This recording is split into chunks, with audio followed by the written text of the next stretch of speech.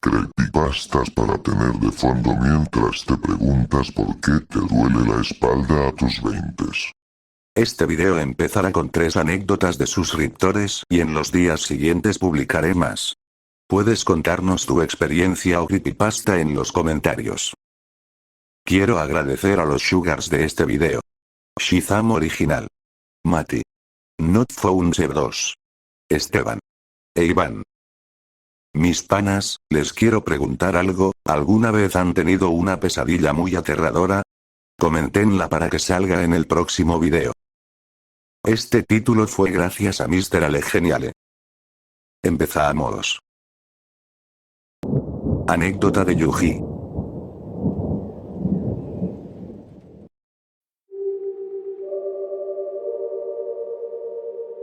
Como anécdota. A mis 5 años, aproximadamente, en una de las procesiones que se hacían antes por mi localidad, recuerdo que, cuando la figura de la Virgen, de la cual era la procesión, hizo una de sus paradas, me acerqué para verla de cerca. Me la quedé viendo por unos segundos y, sin previo aviso, su rostro y manos se movieron. Sus ojos se dirigieron hacia mí. Yo simplemente no dije nada, ni me asusté, habrá sido por mi edad, pero no lloré ni nada. Una anécdota que recuerdo claramente.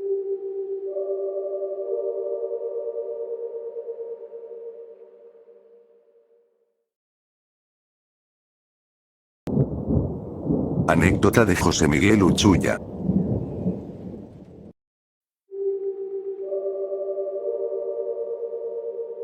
Un día me había quedado hasta tarde y al dormir me dio parálisis de sueño. Para ese punto ya me había acostumbrado a las parálisis de sueño, pero no era una parálisis normal, tomaba control de mi cuerpo por unos segundos y luego me volvía a quedar inmóvil mientras sentía una presencia aterradora fuera de mi visión y al mismo tiempo me sonaba la cabeza. Esto se repitió durante lo que pareció una hora, hasta que mi mamá entró a mi cuarto a preguntarme si podía sacar la basura. En ese momento creí que había despertado, pero seguía sin poder moverme. La peor sensación fue ver cómo mi madre se iba de mi cuarto y me dejaba preso en mi propio cuerpo. No sé cuánto tiempo pasó, pero finalmente desperté y cuando revisé solo habían pasado unos minutos. Fue una experiencia aterradora.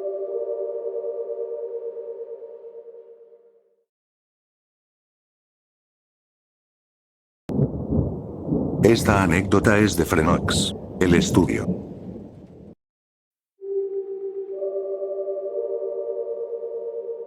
Mi computadora está en un estudio compartido donde solemos trabajar yo, mi padre y mi madre. Un día mi madre nos contó a todos que la noche anterior que se quedó trabajando hasta tarde salió corriendo del estudio porque se asustó al escuchar un arañazo en la ventana a su izquierda, la ventana que estaría justo al costado de mi sitio de trabajo donde siempre me siento. La cosa es que el estudio como tal está en el tercer piso de la casa y lo único que podría hacer ruido como ella describía sería una paloma aterrizando en el borde, cosa que yo y mi padre sugerimos, pero mi madre insistió en que fue un arañazo radical, imposible para un animal tan pequeño como una paloma, pero mi padre y yo solo pensamos que se estaba sugestionando. Otro día que mi padre se quedó hasta tarde y todos estábamos durmiendo en el piso de abajo, dijo que él también escuchó un arañazo en la misma ventana. Pero a diferencia de mi madre, él no se asustó inmediatamente y se aproximó a la ventana para investigar, pero cuando la abrió para ver si había alguna paloma, y en efecto no lo había, escuchó un golpe en la ventana que estaba justo al otro lado de la habitación, detrás de él. Mi padre es muy difícil de asustar o de sugestionar, pero esa noche, luego de escuchar e investigar ambos sonidos y no encontrar explicación plausible, guardó todos los archivos en los que estaba trabajando y bajó al segundo piso para descansar de una buena vez. Finalmente, un fin de semana que había terminado exámenes yo me quedé hasta tarde, jugando con amigos a Lethal Company, mientras que mi familia veía una película en la sala del segundo piso, cuyo ruido se podía escuchar hasta el estudio. Primero escuché el famoso arañazo, a pesar de que tenía cascos y estaba eufórico, el ruido que hizo fue suficiente para que lo notara, pero nuevamente, estaba distraído por jugar con mis amigos, además de que el juego no me daba miedo y hasta me divertía viendo y escuchando a mis compañeros desesperarse con algo que a mí no me afectaba, en resumen. No le di importancia, así que seguí jugando. Pero pronto escuché un golpe en la ventana a mi derecha, la cual estaba más lejos, pero igualmente llegué a escucharlo porque fue tan fuerte que parecía que una paloma se había estampado contra la ventana. A pesar de que nunca había pasado antes, asumí que debió ser eso, y seguí jugando. Y por último, cuando estaba a punto de terminar nuestra sesión de juego, a eso de la 1:30 de la madrugada, escuché unos pasos que subían por las escaleras detrás mío. Pensé que sería mi padre o mi madre subiendo a regañarme por no dormir hasta tan tarde, por lo que los llamé mientras escuchaba los pasos, pero no contestaron. Los pasos se prolongaron como si alguien estuviera subiendo y bajando el mismo escalón repetidamente, pero yo sé cómo suena esa maniobra, y lo que estaba escuchando era un bucle de alguien que subía desde abajo hasta arriba constantemente, cosa que sería imposible sin lanzarse del último al primer escalón, haciendo mucho ruido, por lo que al fin me saqué de onda y pedí tiempo a mis amigos para investigar. Cuando me acerqué a la escalera, no había nadie, ni siquiera había luz, solo escuchaba a mi familia en la sala, viendo lo que parecía ser una película de terror, porque se escuchaban gritos y llantos, pero para mí solo era ruido y no presté atención a lo que decían. Viendo que mi familia se estaba acostando tan tarde como yo, decidí bajar de una vez para no ser regañado. Me despedí de mis amigos, apagué la computadora y bajé con calma, pero cuando bajé la escalera al segundo piso me di cuenta que todas las luces estaban apagadas, las de los cuartos y de la sala. Pensé que tal vez justo en ese momento acabaron de ver la película y se fueron a dormir raudamente, pero me descolocó la velocidad con la que lo hicieron, pues desde que escuché los ruidos en la escalera hasta que bajé no habría pasado más de 1 minuto y medio. De todas formas, decidí no pensar en ello e irme a dormir a mi cuarto de una vez. A la mañana siguiente, quise hacerle una broma a mi mamá y reclamarle lo tarde que se habían ido a acostar anoche, como si yo fuese su padre, pero ella reaccionó con confusión, y me enteré que ella se había ido a dormir desde las 8 de la noche, justo la hora a la que yo había subido. Entonces les conté que había escuchado que estaban viendo una película de terror hasta la 1:30 de la madrugada, pero mi padre me confesó que aunque él y mi hermana se quedaban hasta tarde viendo películas, no solo no se pasaban de las 12, sino que esa noche estaban tan cansados que se fueron a acostar a las 8 igual que mi madre. Vieron su celular durante 1 hora y media, de modo que a las 10 ya no había nadie despierto excepto yo, que había escuchado ruidos, gritos, llantos y discusiones en el segundo piso durante toda la noche. Entonces pregunté quién había subido a verme a la 1 de la mañana, y ninguno recuerda haberlo hecho. Entonces tomé acción y revisé las cámaras del patio de afuera. Desde ahí no se puede ver el interior de la casa, excepto por una que tiene el ángulo perfecto para ver a través de una ventana por la que se ve perfectamente la escalera que lleva al tercer piso. Me puse a verla para saber que no me estaban haciendo una broma, y no solo confirmé que no se podía ver ninguna luz ni movimiento desde la ventana de la sala, sino que durante toda la 1 de la mañana no se ve a nadie subiendo por la escalera, solo a mí.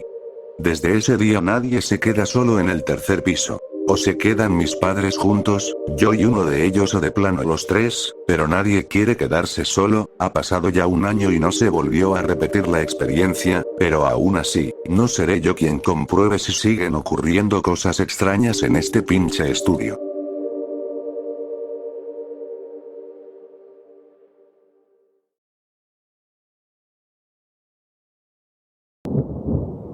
Barricada.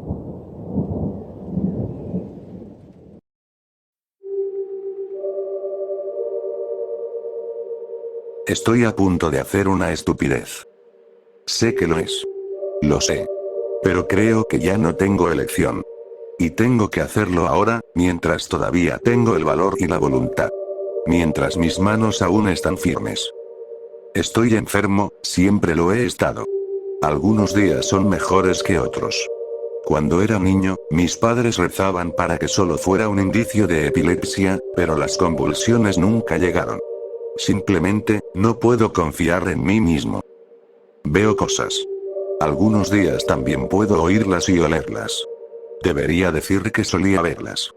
Después de probar cada posible combinación de medicamentos que 3 doctores pudieron recetarme, creímos haber encontrado al fin la llave química correcta para mi cerebro defectuoso. Han sido 6 años de estabilidad y una relativa normalidad. Cambié un centro de rehabilitación por un pequeño departamento tipo estudio, unos efectos secundarios mayormente tolerables y un trabajo estable. Sé que probablemente suena aburrido para la mayoría, pero yo atesoraba cada momento de esa dolorosamente simple monotonía. Todo se arruinó de golpe. El viernes por la mañana, desperté del primer sueño que he tenido en años. Una vívida fantasmagoría de colores y sonidos. A regañadientes, dejé mi departamento perfectamente limpio y estéril para caminar al trabajo. Lo noté en cuanto se abrieron las puertas del ascensor. Una quietud antinatural y un silencio espeso en el aire pesado. La puerta principal del edificio colgaba abierta, sin seguro y moviéndose suavemente, con una leve estela de humo flotando en la brisa húmeda. Afuera, las amplias calles estaban vacías y desiertas. Mi boca se secó de repente y me tambaleé hacia atrás, arrastrado por una ola paralizante de pánico y déjà vu. Esta alucinación en particular, el silencio, el humo, el vacío, era la que más solía tener. No la había vivido en 6 años, pero su familiaridad dolía. Cerré los ojos con fuerza y presioné mi mano contra el panel de botones desconchados. Momentos después, estaba en el último piso, caminando medio ciego por el pasillo hasta mi puerta, por pura costumbre. Ya dentro, me senté en la cama, aferrado al bastón, ojos cerrados, respirando lenta y firmemente. Enfocado. Calmado. Lúcido. Abrí los ojos. No puedo estar afuera así, lo sé. Un coche me atropelló cuando vivía en la calle, deambulando aturdido, mientras mi mente febril solo veía vacío. Necesitaré una prótesis de cadera antes de los 40. Puedo oír cómo los fragmentos de hueso rechinan con cada paso forzado. Llamé a mi jefe y le dejé un mensaje seco, disculpándome por estar demasiado enfermo para ir a trabajar. Contuve la respiración mientras abría la única ventana de mi estudio. Está tan cerca del edificio vecino que casi puedo tocar la pared de ladrillo. No puedo ver la calle desde esta altura y ángulo, pero al inclinarme, escuché gritos y algunos motores quejumbrosos. El velo de silencio sobrenatural se rompió, y sentí un enorme alivio al saber que el episodio había pasado. Estaba contando mis pastillas en columnas ordenadas sobre la mesa, comprobando por 5ª vez que ya había tomado mi dosis diaria, cuando empecé a oír los gritos. Venían desde muy abajo, subiendo por las vigas del edificio hasta parecer brotar de sus propios huesos. 1 hora después, los sonidos ya parecían estar justo afuera. Horrendos, aterrados, un revoltijo informe de palabras medio formadas y súplicas, entrecortadas por alaridos húmedos y golpeos sordos. Los ejercicios de respiración no ayudaban, y me aferraba al borde de la cama, empapado en sudor. La idea apareció en mi mente ya formada. Tenía que atrancar la puerta. Luché por reprimirla. Sería como rendirme. Todo el progreso que había logrado no valdría nada si aceptaba la idea de que este episodio era real. Pero los gritos, eso sí era nuevo para mí. Escuché movimiento afuera, y la perilla de la puerta giró violentamente, temblando contra el cerrojo. Traté de gritar, pero mi garganta estaba seca y solo salió un croar áspero. La puerta empezó a arquearse con los golpes, mientras un coro de voces enloquecidas escupía un galimatías de sílabas rotas. No tardé nada en decidirme. Me lancé hacia la estantería y la empujé con todo mi peso, con un destello blanco de dolor. Se inclinó lentamente, como un árbol, y luego cayó al suelo. Encima puse el escritorio y las sillas, mientras mi cadera gritaba con cada paso. Me desplomé de nuevo al suelo, jadeando, y escuché cómo los golpes se apagaban y las horribles voces se alejaban. Eso fue hace 2 días. Vuelven todos los días y arañan la puerta, susurrando en ese lenguaje asqueroso. A veces me permito pensar que reconozco algunas voces. El teléfono está muerto, y no hay electricidad. Cuando me asomo por la ventana y grito pidiendo ayuda, lo único que obtengo como respuesta es algún alarido ocasional o un balbuceo ululante. Cuando era más joven, en mis peores momentos, los episodios no duraban más de unas horas. Ahora estoy perdido. Casi no me queda comida, y la presión del agua ya ha bajado. Acostado en la cama, en el calor del verano, en un momento de silencio casi absoluto, me doy cuenta de lo inevitable. Si me quedo, moriré de hambre. Lo que me pase del otro lado de la barricada depende solo de qué tan enfermo estoy realmente. Quiero creer, con una urgencia repentina, que solo estoy enfermo. Simple y profundamente enfermo. Esa certeza me invade, y de pronto me siento lúcido, completamente despierto. Necesito un médico, claro, pero pronto esta alucinación se disipará y mi mente sanará. Solo tengo que atravesar esto. Tengo que salir. Retiro la estantería con cuidado, girándola lentamente para apoyarla junto al resto de los muebles. Esto está bien, me repito. Esto es sano. Giro el cerrojo, pongo la mano en la manija, e intento suprimir el terror que se me agita en las entrañas. Hago un poco de presión. Afuera, escucho un arrastre seco y un murmullo bajo de voces incomprensibles que va en aumento, y mi seguridad me abandona, dejándome solo con un horror frío y desnudo. Mi mano está en la puerta. Estoy a punto de hacer una estupidez.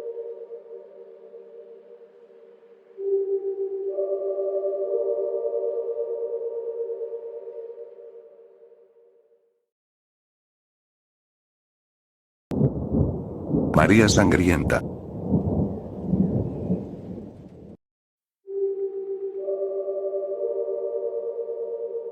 Vivía en lo profundo del bosque, en una pequeña cabaña, y vendía remedios herbales para ganarse la vida.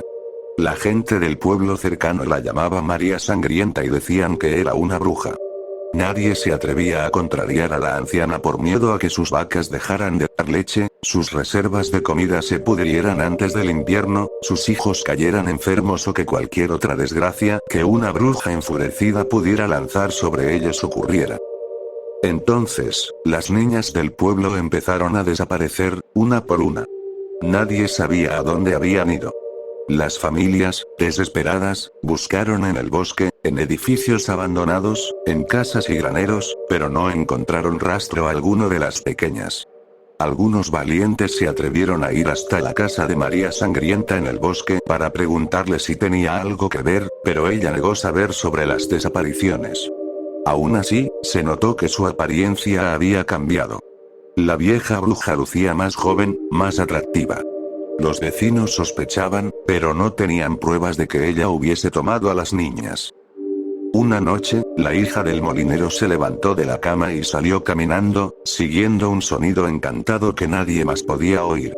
La esposa del molinero tenía un dolor de muela y estaba despierta en la cocina, aplicándose un remedio herbal, cuando vio a su hija salir de la casa. Gritó por su esposo y corrió tras la niña. El molinero salió corriendo en camisón. Juntos trataron de sujetarla, pero ella se soltaba una y otra vez y caminaba fuera del pueblo. Los gritos desesperados de la pareja despertaron a los vecinos. Vinieron a ayudar al matrimonio, que ya estaba al borde del pánico. De pronto, un granjero de buena vista gritó, señalando una luz extraña al borde del bosque. Algunos hombres lo siguieron hasta el campo y vieron a María Sangrienta de pie junto a un roble enorme, sosteniendo una varita mágica apuntada hacia la casa del molinero. Resplandecía con una luz sobrenatural mientras lanzaba su hechizo sobre la hija del molinero. Los hombres corrieron hacia ella con armas y trinches. Al oír el alboroto, María Sangrienta rompió su conjuro y huyó hacia el bosque. El granjero, que había cargado su rifle con balas de plata por si la bruja algún día atacaba a su hija, apuntó y disparó.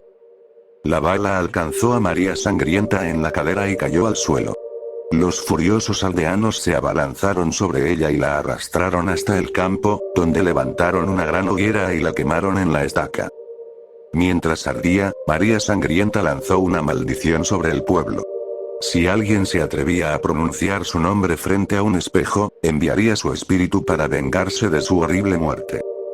Una vez muerta, los aldeanos fueron a su cabaña en el bosque y hallaron las tumbas sin marcar de las niñas que la bruja había asesinado. Había usado su sangre para rejuvenecer. Desde entonces, cualquiera lo bastante tonto como para invocar su nombre 3 veces frente a un espejo oscuro, llama al espíritu vengativo de la bruja. Se dice que despedaza a sus víctimas, arrancándoles el alma, y estas almas arderán en tormento, como María Sangrienta ardió una vez, quedando atrapadas para siempre dentro del espejo.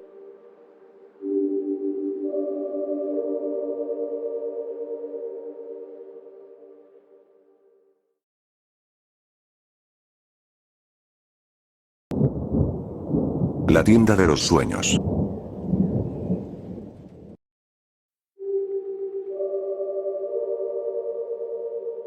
Era tarde cuando llegamos. El cartel en la puerta indicaba que estaba por cerrar. Jacob, siempre considerado, frunció el ceño cuando levanté la mano hacia la puerta.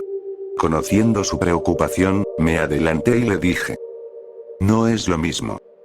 Se siente grosero, dijo. Su sonrisa nerviosa lo hacía parecer un niño de la mitad de su edad. ¿Por qué estarían abiertos hasta las 10 si no quieren visitantes después de las 9:30? Tiempo para limpiar, guardar las cosas. Se ve limpio para mí, dije. Y vacío. No es como si estuviéramos entrando a Vincenzo's 3 minutos antes del cierre pidiendo que vuelvan a encender el horno y nos cocinen una pizza. Además, vinimos desde muy lejos, y no sé tú, pero yo no estaré ni cerca de este lugar en un buen tiempo. La puerta se atascó al principio. Estuve a punto de ceder ante mi preocupado amigo antes de que él señalara el letrero de jalar sobre la manija. Carraspeé, me pasé las palmas por los muslos, y lo intenté de nuevo. La tienda de los sueños era blanca por dentro. Paredes blancas, luces blancas, pequeñas mesas blancas bordeando el amplio y vacío salón, en marcado contraste con la oscuridad total que caía sobre la calle. Entrar era como atravesar una nube. Me sentí ingrávido, vacío, desconcertado. La yuxtaposición causaba un efecto. Empecé a preguntarme si, en realidad, llegar a esta hora era exactamente lo que el encargado había previsto. Parece más una galería de arte que una tienda, dijo Jacob. Ya íbamos por la mitad del salón. Nuestros pasos no hacían ruido.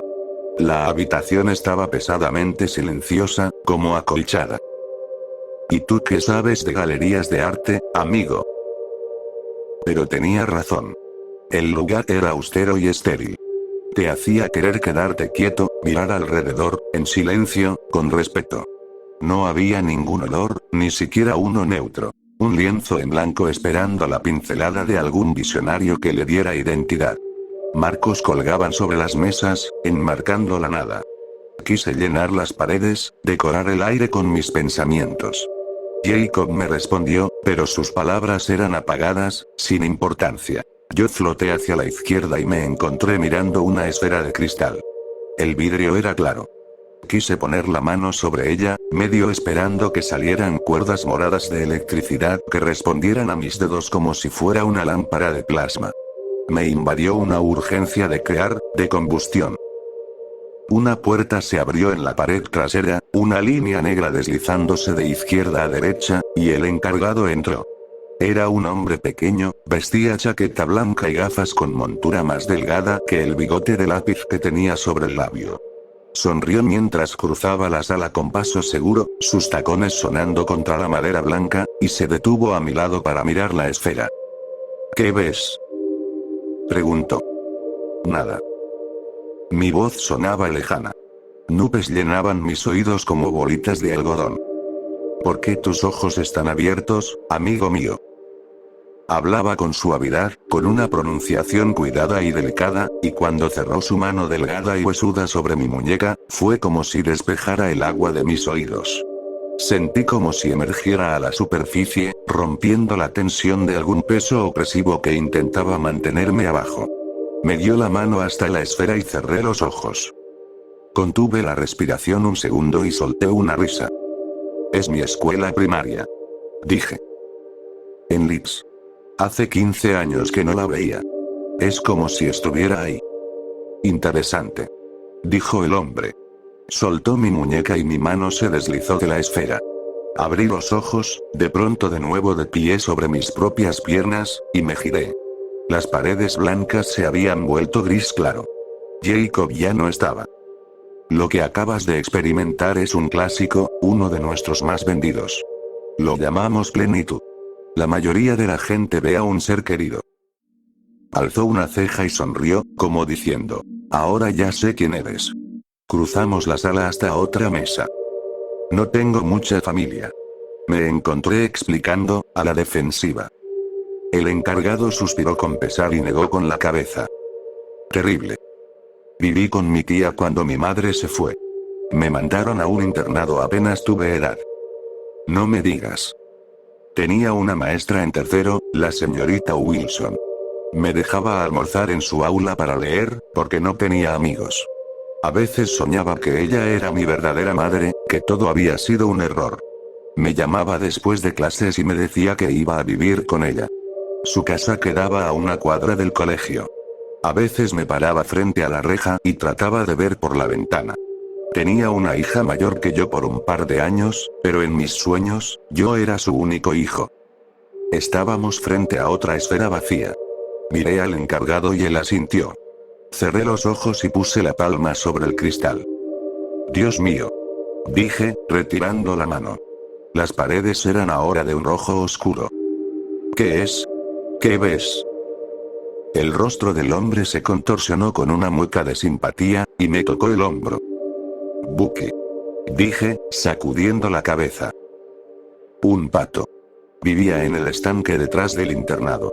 Un día lo encontramos solo, un patito llorando en el bosque. Un par de chicos le llevaban comida todos los días.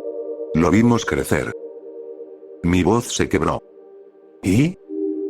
Los ojos azules y amables del hombre se llenaron de lágrimas. Y lo mataron. Los chicos más grandes. Le tiraron piedras solo porque sabían que nos dolería.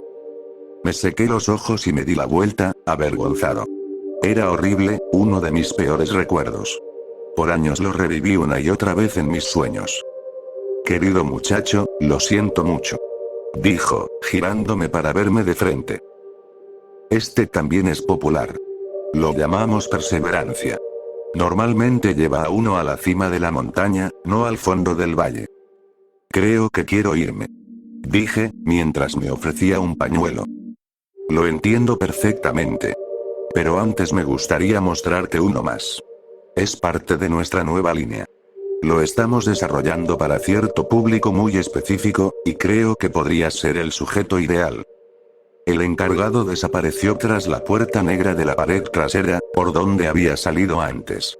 Me quedé junto a la mesa que estaba frente a ella e intenté ver el interior de su oficina.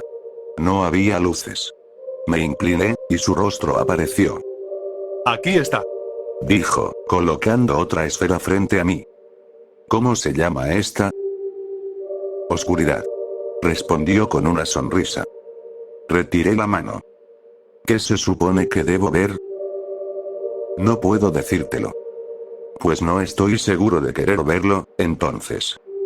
Querido muchacho. Dijo, sujetándome la muñeca. No lo estás viendo, lo estás creando. Su sonrisa se ensanchó mientras forzaba mi mano contra el vidrio. Todos dejan uno. Es el precio de entrada.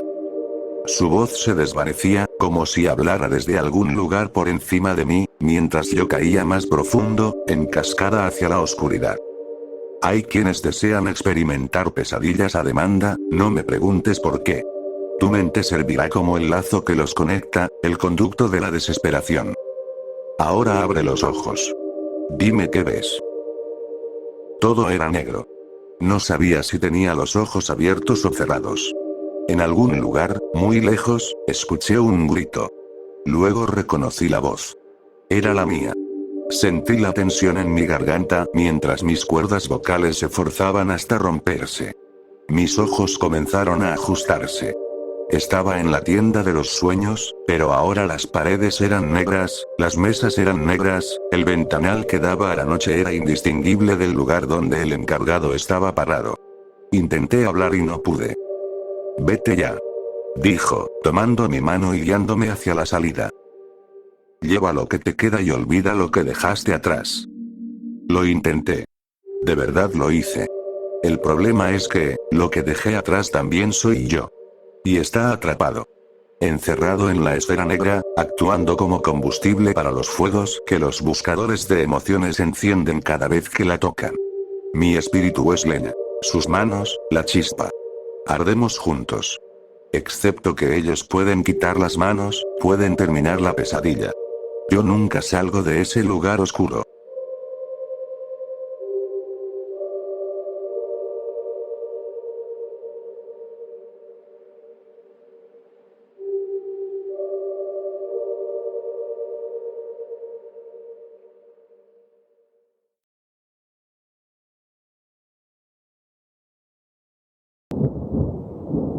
vigilante.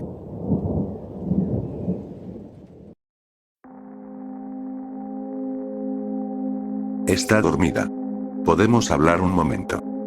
No es que me moleste cuidarla, para nada. Sé que todo lo bueno que la gente hace en su vida debería darles al menos un poco de consuelo cuando sus años empiezan a acabarse. Necesitan ayuda, y eso es lo único que siempre quise hacer. Ayudar. Pero es duro, claro. Definitivamente no es para cualquiera. Muchas veces no te agradecen nada. No te reconocen ni actúan como si quisieras hacerles daño. Esa mirada de miedo en sus ojos, parte el corazón. También se resisten, y a veces lo único que puedes hacer es evitar que se hagan daño. No entienden nada, y hablar no sirve. Y por supuesto, están los fluidos. Uf. La podredumbre dentro del cuerpo humano basta para quitarte el apetito para siempre. Pero como dije, no les guardo rencor. Sería como enojarse con el clima, y eso no les sirve a nadie. Lo mejor que puedes hacer es aguantar y sonreír. Lo haces por una causa más grande que tú, y los demás pueden irse al infierno, ¿sabes? Estoy haciendo el bien, y con eso me basta. Pero bueno, ya me estoy alargando, ¿no? Supongo que me emociona hablar con alguien. En fin, tú estás aquí para ver a tu ex esposa, ¿cierto? No te preocupes, la atrapé sin mucho problema. Casi no sufrió daños. Está sedada, así que puedes hacer lo que quieras, pero tal vez quieras despedirte. No creo que le quede más de una semana. Es muy popular. Las bonitas nunca duran mucho.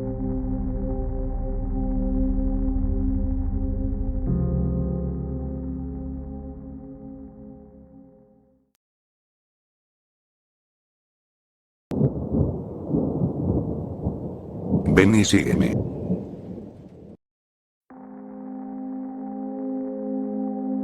Durante los primeros días del lanzamiento de Pokémon Rojo y Verde en Japón, el 27 de febrero de 1996, se reportó un pico inusual de muertes en el grupo de edad de 10 a 15 años.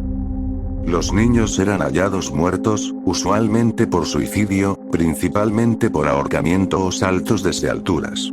Sin embargo, algunos casos fueron más extraños. Se registraron casos de niños que comenzaron a serruchar sus extremidades, otros metían la cabeza en el horno, o se asfixiaban introduciendo su propio brazo en la garganta. Los pocos que fueron salvados antes de matarse mostraban un comportamiento errático. Al preguntarles por qué iban a hacerse daño, solo respondían con gritos caóticos y se rascaban los ojos con desesperación. Cuando se les mostraba el Game Boy, no reaccionaban, pero al combinarlo con los cartuchos de Pokémon Rojo o Verde, comenzaban a gritar de nuevo e intentaban con todas sus fuerzas alejarse del lugar donde estaba la consola. Esto confirmó la sospecha de las autoridades. Los juegos estaban, de algún modo, relacionados con los suicidios. Era un caso extraño, porque muchos otros niños tenían los mismos juegos sin mostrar signos de comportamiento anómalo. Aún así, la policía no tenía otra pista, así que debía continuar la investigación. Recolectaron todos los cartuchos que habían pertenecido a los niños fallecidos y los guardaron como evidencia clave. Decidieron empezar entrevistando a los programadores del juego. El primero al que acudieron fue el director original de los juegos, Satoshi Tajiri. Al ser informado de las muertes asociadas a su creación, se mostró algo incómodo, pero no confesó nada. Los dirigió hacia los programadores principales. Uno de ellos era Takenori Ota.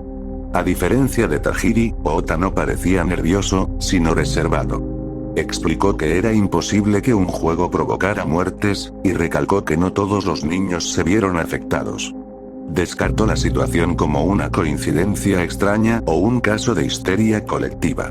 Parecía estar ocultando algo, aunque no dejaba que nada se le escapara. Aún así, mencionó un dato interesante. Había oído un rumor sobre la música del pueblo Lavanda, una de las ubicaciones del juego. Decían que había hecho enfermar a algunos niños. No era más que un rumor, sin pruebas concretas, pero valía la pena investigarlo.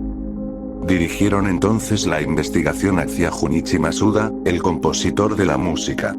Él también había oído los rumores, pero afirmó que no había pruebas de que su música fuera la causa. Para demostrar su punto, reprodujo la canción exacta del juego, sin que ni él ni los detectives experimentaran ninguna reacción extraña. Aunque aún sospechaban de la música de Pueblo Lavanda, parecía que habían llegado a otro callejón sin salida. Volvieron a los cartuchos recuperados de los hogares de los niños y decidieron examinarlos más directamente. Sabían que los efectos nocivos venían del juego en sí, así que procedieron con extremo cuidado. Al encender la consola, apareció la pantalla de título y la opción de continuar o comenzar un nuevo juego. Eligieron continuar y revisaron los datos guardados. Los nombres de los jugadores eran usualmente Red u otro nombre simple. Lo curioso era el tiempo de juego registrado y el número de Pokémon que tenían.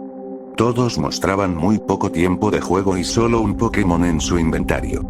Fue entonces que comprendieron que no podía haber sido la música de Pueblo Lavanda la causa, ya que era imposible llegar a esa parte del juego con tan poco avance. Así que la causa debía estar en los primeros minutos del juego. Si no era la música, ni la pantalla de título, tenía que ser algo incluido al inicio del juego. Sin otra opción, apagaron la consola y volvieron con los programadores. Le pidieron a Takenori una lista completa de programadores y descubrieron, para su sorpresa, que uno de ellos se había suicidado poco después del lanzamiento. Su nombre era Chiro Miura, un programador poco conocido que aportó muy poco al desarrollo. Curiosamente, había solicitado que su nombre no apareciera en los créditos, y así se hizo. Al revisar las pertenencias de Chiro en su apartamento, hallaron muchas notas escritas con marcador grueso. La mayoría estaba arrugada o tachada, dificultando su lectura. Las pocas palabras legibles decían: "No entres, cuidado", y "ven, sígueme", en letras grandes. Los detectives no sabían exactamente qué significaban, pero intuían que tenían relación con lo ocurrido. Investigando más, descubrieron que Chiro era buen amigo de un diseñador de mapas llamado Koji Nishino, probablemente la razón por la que Chiro había conseguido un lugar en el proyecto. Desde el lanzamiento del juego, Nishino se había encerrado en su departamento. Apenas salía de noche a buscar víveres. Dijo a sus familiares que estaba de luto por Chiro, pero ellos no le creyeron, ya que su aislamiento había comenzado el mismo día que el juego salió a la venta, días antes del suicidio de Chiro. Finalmente, las autoridades lograron convencer a Nishino para que hablara con ellos. Parecía no haber dormido en días, con ojeras profundas, uñas ennegrecidas y cabello grasiento pegado a la piel. Tartamudeaba y murmuraba, pero al menos habló. Cuando se le preguntó si sabía algo sobre las muertes y si estaban relacionadas con el juego, respondió cuidadosamente. Dijo que Chiro había tenido una idea peculiar desde que supo del proyecto. Nishino conocía a Takenori desde hacía mucho, así que pudo convencerlo de incluir a Chiro en el equipo con un poco de presión. Chiro quería insertar un Pokémon especial en el juego, algo totalmente distinto al resto. No se trataba de Nishino, ya que los registros mostraban que los niños no habían jugado lo suficiente como para encontrarlo. Durante la conversación, Nishino se quebraba más y más con cada pregunta. Los detectives lo presionaban, intentando sacar cada pedazo de información posible sobre Chiro y su propósito. Fue cuando preguntaron por las notas encontradas en casa de Chiro que Nishino se desmoronó. De debajo del sofá sacó una pistola, apuntó a la policía mientras retrocedía unos pasos y, de inmediato, se la llevó a la boca. "No me sigan", murmuró antes de apretar el gatillo. Fue demasiado rápido para que alguien reaccionara. Había muerto, repitiendo con variación una de las frases halladas en las notas de Chiro. Parecía que todas las pistas se habían agotado. El equipo que desarrolló el juego se estaba disolviendo, volviéndose inalcanzable, como si ocultaran un secreto. Cuando lograban contactar a algún diseñador, personaje o criatura del juego, todos parecían no saber nada. La mayoría ni conocía a Chiro, y los pocos que sí, apenas lo habían visto una o dos veces. Solo tenían una confirmación: Chiro trabajó en las primeras etapas del juego. Habían pasado meses desde los suicidios y la tasa de muertes bajó drásticamente. El retiro masivo de cartuchos que se había planeado fue cancelado, pues parecía que el juego ya no provocaba efectos adversos. Algunos comenzaron a pensar que Takenori tenía razón y todo fue una coincidencia o histeria colectiva, hasta que llegó la carta. Uno de los detectives la recibió directamente en la calle. Se la entregó una mujer delgada, pálida, visiblemente enferma. Se la dio rápido, diciendo que debía verla, y desapareció entre la multitud. El detective llevó la carta a su oficina, reunió al equipo y la leyó en voz alta. Era una carta escrita por el propio Chiro, pero no había sido encontrada en su departamento. Ese lugar ya había sido inspeccionado completamente. La carta estaba dirigida a Nishino. Comenzaba de manera formal, con saludos, frases cordiales y referencias a la familia. Luego, tras uno o dos párrafos normales, llegaba la parte importante. Chiro le pedía a Nishino que lo ayudara a entrar al equipo de desarrollo, que le consiguiera un puesto como programador en Pokémon Rojo y Verde. A medida que la carta continuaba, la caligrafía se volvía más temblorosa. Chiro hablaba de una idea gloriosa que había tenido, una forma de programar algo que jamás se había visto en ningún juego antes. Afirmaba que eso no solo revolucionaría la industria del videojuego, sino al mundo entero. Decía que era un procedimiento muy sencillo de incorporar, que no necesitaba agregar ningún código extraño, sino que podía usar únicamente los recursos que ya existían dentro del juego. Los detectives coincidieron en que esto haría prácticamente imposible detectar alguna irregularidad en el código. Era la forma perfecta de esconder lo que fuera que hubiese hecho. La carta terminaba de golpe. No había despedidas, ni saludos a la familia, ni agradecimientos. Nada.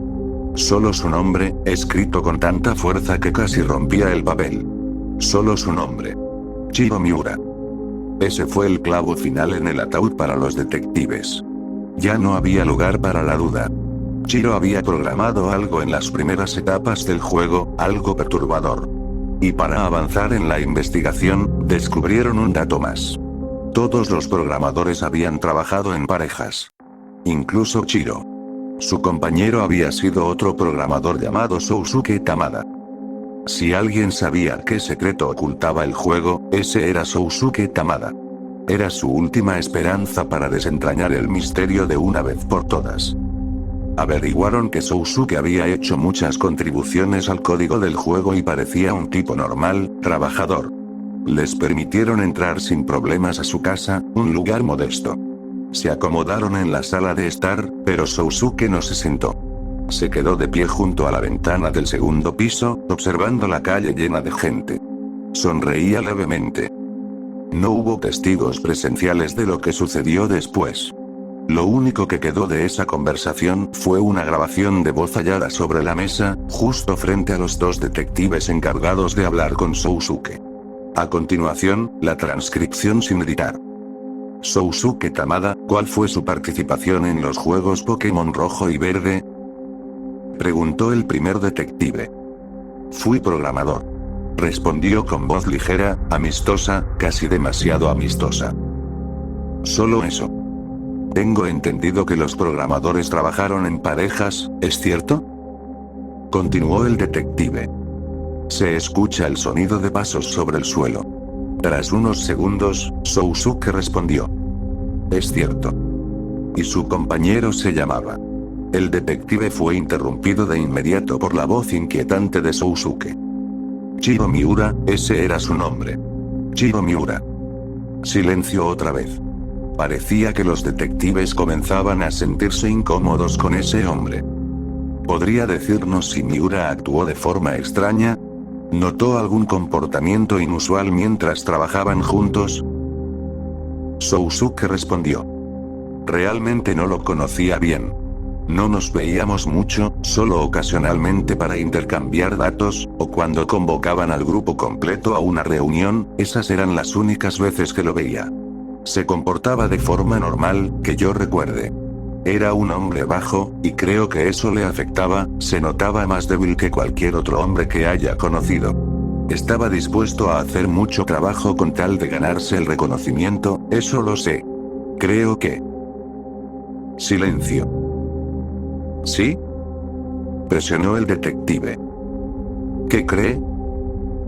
Creo que era un hombre muy débil.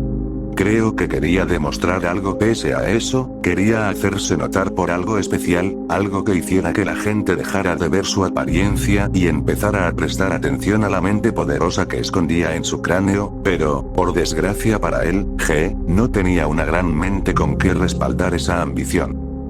¿Por qué dice eso?, preguntó el segundo detective. Porque es la verdad, respondió Sousuke sin dudar. Se escuchan de nuevo sus pasos sobre el suelo de baldosas. No tenía nada especial, aunque él quisiera creer lo contrario.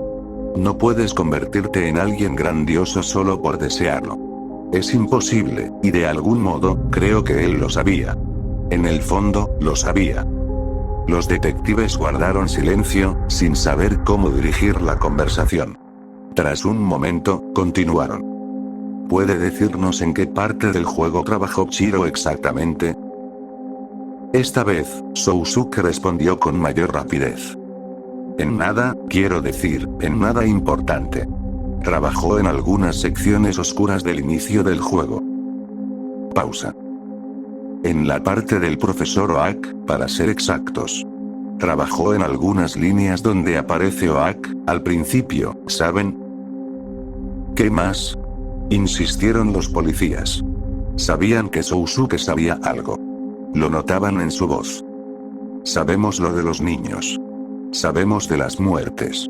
Sabemos que fue Chiro quien lo hizo. Que él programó algo en el juego. ¿Qué están insinuando?, respondió Sousuke, intentando controlar el tono de su voz. Insinuamos que, siendo su compañero, si está ocultando algo, es tan responsable como él por la muerte de esos niños. No pueden probar nada, gritó Sousuke. Díganos qué fue lo que Chiro hizo en el juego, gritaron los detectives. Lo que yo le dije que hiciera. Silencio. Silencio absoluto.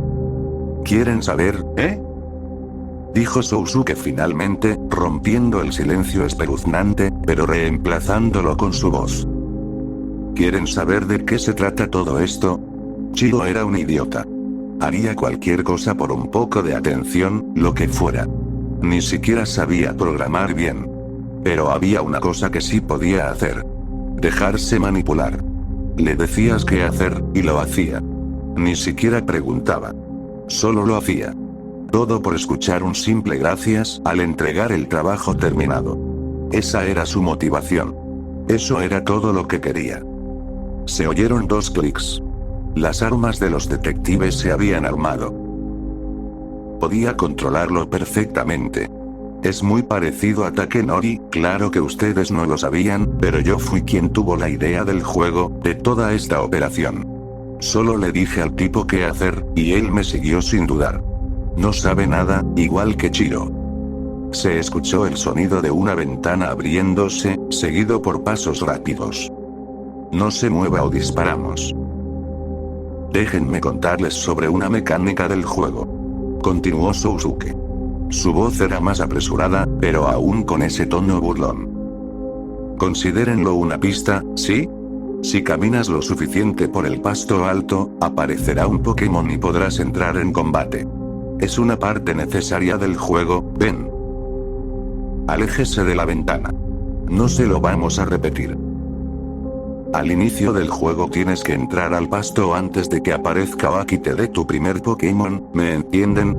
En circunstancias normales, aunque estés en el pasto, ningún Pokémon aparece, pero yo lo hice diferente. Manipulé a Chiro, le dije qué poner en el código, le di todas las instrucciones, y él lo hizo sin fallos. Es raro, pero puede pasar, al pisar ese pasto, puede aparecer algo. Sousuke, no queremos disparar. ¿Dispararme?, preguntó Sousuke riendo. ¿Dispararme a mí? Son tan idiotas como Chiro. Cuando él descubrió la verdad, tuvo que terminar con todo. Después de todo fue su culpa. Se pegó un tiro por eso. Si de verdad quieren resolver su maldito caso, si de verdad quieren saber, jueguen el maldito juego ustedes mismos. Tiren los dados, quién sabe. Tal vez descubran el secreto por su cuenta. Se escuchó un disparo, tan fuerte que distorsionó la grabación. Gritos. Murmullos. El sonido de la mesa cayendo. Distorsiones ensordecedoras. Silencio. Y luego, risas. Sousuke reía. Y después, palabras. Ven, sígueme, ven, sígueme. Y luego, nada. La grabadora siguió funcionando hasta que la cinta se acabó. No había nada más. La policía llegó a la escena rápidamente, y para su horror, encontraron a Sousuke y a los dos detectives muertos. Todos habían sido baleados, pero no sin antes luchar. Los detectives presentaban múltiples disparos, al menos 10 cada uno, y finalmente uno directo entre los ojos. Sousuke murió por 2 disparos en el pecho, directamente al corazón. Ese juego estaba provocando una masacre. Más de 100 niños muertos. Nishino, el amigo ingenuo, muerto. Chiro, el títere manipulado, muerto. Los 2 detectives, muertos. Y ahora, incluso el creador, la mente detrás de todo esto, Sousuke, también muerto. El juego había superado cualquier propósito original. Estaba matando a todo aquel que se involucrara. El detective principal decidió cerrar el caso. El responsable estaba muerto, así que no había razón para continuar. Toda la evidencia, los cartuchos, las notas, las cartas, fue encerrada, guardada en la oscuridad, donde pertenecía. A veces se hablaba del caso en conversaciones pequeñas, esporádicas, pero con los años, incluso esas fueron desapareciendo. Eventualmente, el caso se convirtió solo en un recuerdo en la mente de quienes lo vivieron. Pasaron 10 años. 27 de febrero de 2006. El detective principal, el mismo que había sellado la evidencia, recordó los horribles eventos. Aunque ya no pertenecía a la fuerza, aún tenía acceso a archivos y ayudaba cuando podía. El recuerdo lo impulsó a revisar aquel contenedor sellado con toda la evidencia. Leyó las cartas, las notas. Recordó a la mujer que se le había acercado en la calle, aquella que le entregó la carta que cambió todo el rumbo del caso. Se preguntó quién era, de dónde venía. Tal vez era la madre de Chiro, o tal vez la de Sousuke. Ya era muy tarde para buscar respuestas. Demasiado tarde. Volvió a sellar el contenedor. Justo detrás de él, vio otro. Lo sacó y leyó la nota que tenía encima. Evidencia 210, 4A. Lo abrió. Dentro había exactamente 104 cartuchos de Pokémon rojo y verde, todos en perfecto estado, intactos desde que los revisaron por última vez, hacía 10 años. Tomó uno. Pokémon rojo. Hacía mucho que no veía uno. No sabía qué pensar, pero abrió un cajón y sacó un viejo Game Boy. Lo había tenido desde hace años, aún funcionaba. Era de su hijo, pero su hijo había muerto hacía unos años. Su esposa también. Eso fue en el pasado. Colocó el cartucho en la parte trasera y encendió el sistema. La pantalla de título. Luego la opción de continuar o comenzar un nuevo juego. Tanaka. Ese era el nombre del niño que lo jugó por primera vez. Probablemente estaba muerto, igual que los demás. Presionó nuevo juego y comenzó. Todo parecía normal. Caminó, habló con su madre, salió de casa. Empezó a caminar hacia el pasto. En su mente, aún podía escuchar la voz de Sousuke. Aunque nunca lo había visto, aunque ya no estaba, podía verlo, oírlo. Ven, sígueme. Estaba a solo 1 o 2 pasos de entrar. Tira los dados, quién sabe. Tal vez descubras el secreto por tu cuenta. Entró al pasto. La pantalla no hizo nada al principio. Nada en absoluto. Solo permanecía allí, y el detective también, completamente inmóvil, como si el tiempo se hubiese detenido solo para ellos. La pantalla se puso negra. Luego volvió a encenderse. El fondo verde icónico con texto negro apareció. Los ojos cansados del detective se abrieron de par en par. No pudo evitar leer en voz alta lo que veía frente a él. Ven, sígueme. Ven, sígueme. Ven, sígueme. Te extraño, papá. Te extraño, esposo. Te extraño tanto. Las lágrimas brotaron de sus ojos y rodaron por sus mejillas. Pantallas y pantallas de texto seguían apareciendo, y él presionaba rápidamente el botón A para avanzar. Eran su esposa y su hijo. Le hablaban. Lo llamaban. Lloraban con él. Querían verlo. Lo amaban. Él también los amaba. Yo también los amo. Susurró el hombre con voz ronca y áspera. Ven, sígueme. Vuelve de nuevo otra vez. Queremos verte, abrazarte, estar contigo por siempre y para siempre y para siempre y para siempre. Y para siempre y para siempre. No te quedes. Tú también puedes vernos, te extrañamos, ven, sígueme. Te ama. Pantalla en negro. Los ojos del detective se abrieron de par en par, la mandíbula le cayó. La pantalla volvió a encenderse, y Oak lo guiaba fuera del pasto. Ven, sígueme. Dijo Oak. ¡No! Gritó el hombre, dejando caer el juego al suelo. Rápidamente se lanzó hacia adelante, lo recogió y volvió a poner la pantalla frente a su rostro. Devuélvanmelos, tráiganmelos de vuelta. El juego siguió como si nada, sin reaccionar ante los gritos del detective. Mi esposa, mi hijo, escúchenme. Se los dije, tráiganmelos de vuelta. Voces, escuchó voces. Cientos de voces. Se giró en su asiento, mirando detrás de él, y allí estaban. Niños. Muchos niños. Algunos sin ojos, otros con marcas de estrangulamiento en el cuello, otros con el cuerpo completamente quemado. Gritaban, extendiendo las manos hacia él. Devuélveme a mi mami, devuélveme a mi papi, devuélveme a mi mascota. Gritaban todos, con la boca abierta por el horror y el dolor. No quiero que se vayan. Tráelos de vuelta, tráelos de vuelta. ¡No! Gritó el detective. Es mía. Mi familia está aquí, no lo toquen. El horror se dibujaba en su rostro. Ven, sígueme. Dijo una voz. El detective volteó, y en la esquina del cuarto, junto a un viejo escritorio, estaba Sousuke. De pie, alto, apuesto, limpio. Una sonrisa cruzaba su rostro de lado a lado. Ven, sígueme. El detective dio un salto hacia atrás, tratando de alejar a los niños que se le arrastraban encima, extendiendo sus manos hacia el Game Boy que sostenía con fuerza. ¿Qué está pasando aquí? ¿Qué está pasando? ¿Dónde está mi familia? Sousuke sonrió, generoso. Te lo mostraré. Te ayudaré a salir de aquí, ¿entiendes? Solo sígueme. Sousuke se agachó y abrió un cajón del viejo escritorio. El detective, empujando entre la multitud de niños, miró dentro. Allí, cubierta de polvo, estaba su vieja pistola de cuando estaba en la fuerza. No la había usado en años. La había guardado para no recordar lo que tuvo que hacer con ella. Pero ahora no la veía como un arma de muerte. Brillaba. Era luz. Era algo que podía liberarlo. Solo sígueme. Dijo Sousuke, tomando el arma y poniéndola en la mano del detective. Le acomodó los dedos, y luego guió la pistola hasta su sien. Solo aprieta el gatillo. Eso es todo. El detective se giró. Los niños lo jalaban de las piernas, trepaban sobre él, intentando arrebatarle el juego. Volvió a mirar a Sousuke, y sonrió. Mi familia, los seguiré. Apretó el gatillo. ¡Bam!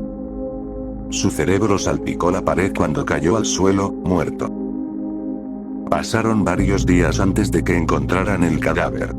Yacía en el suelo, con sangre por todas partes. En una mano tenía un arma descargada, y en la otra, un Game Boy clásico con un cartucho de Pokémon rojo en la parte trasera.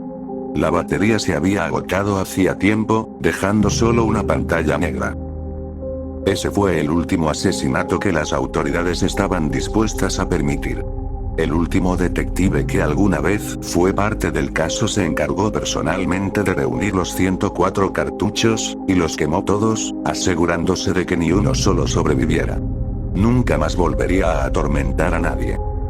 Sin embargo, esta no es el final de la historia. Se dice que el código sobrevivió, y que incluso fue traspasado a versiones traducidas del juego. Si tienes un viejo cartucho de Pokémon, puedes colocarlo en la parte trasera de un Game Boy clásico, encender el sistema, y tirar el dado. ¿Quién sabe? Tal vez descubras el secreto por tu cuenta.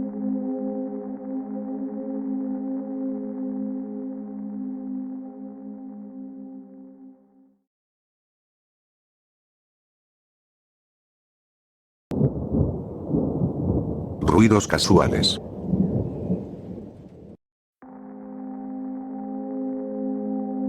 ¿Alguna vez te has quedado despierto demasiado tarde, intentando dormir? Dándote vueltas, buscando una posición cómoda para descansar, pero simplemente no puedes. Sea cual sea la razón. Las piernas se calientan demasiado, la almohada está demasiado tibia, una parte del cuerpo no tiene suficiente cobija, etc. Estás solo, en la oscuridad de tu propia habitación por la noche. Ese lugar que, durante el día, es tu pequeño santuario. Sabes dónde está todo. Desde tu colección de videojuegos y películas, hasta tu laptop repleta de vídeos e imágenes de las últimas fiestas de chicas enloquecidas. Pero es una habitación completamente distinta cuando no puede entrar la luz. A lo que quiero llegar es a esos chasquidos y crujidos rápidos y repentinos que escuchas cuando la habitación se vuelve demasiado silenciosa. ¿Los has oído alguna vez? Por supuesto que sí. Pueden ser frecuentes, pop, pop, crack pop, o pueden permanecer dormidos la mayor parte de la noche. Tal vez un solo chasquido. La mayoría simplemente los ignora porque es un fenómeno frecuente. Ocurre tan seguido, que ¿por qué deberías preocuparte? Muchos seguramente encuentran una manera de explicarlo para calmarse. Bueno, el calentador está encendido, el aire fluye por los conductos, y el metal se expande al calentarse, así que esos ruidos deben ser eso. Es algo pequeño, algo casual. Un sonido común. Nadie le da mucha importancia. Nadie se molesta en investigarlo demasiado. Un ruidito con muy poco valor. Pero seamos honestos. No importa cómo lo racionalices, los sigues. Cada pequeño pop parece venir de un lugar distinto de la habitación. Tu habitación. Los sigues, no con los ojos, sino con la cabeza. Pop, giras a la izquierda, pop, ligeramente a la derecha, pop, hacia arriba. Puedes girar la cabeza, pero puedes seguir el sonido para descubrir de dónde viene realmente. ¿No sería lo más extraño si esos ruidos no vinieran del conducto? ¿Y si tuvieran otro origen? Pero, ¿qué podrían ser? Una pregunta curiosa. ¿Qué tipo de piso tienes? ¿Madera? ¿Alfombra? Cuando caminas, el suelo suena. La madera cruje fuerte, mientras que la alfombra suena más tenue. Ten esto en cuenta cuando escuches esos ruidos mientras duermes. Puede que no sea, digamos, el calentador, como crees. No hay mucha diferencia entre el sonido que hace el piso al ser pisado, y los chasquidos que oyes en tu cuarto por la noche.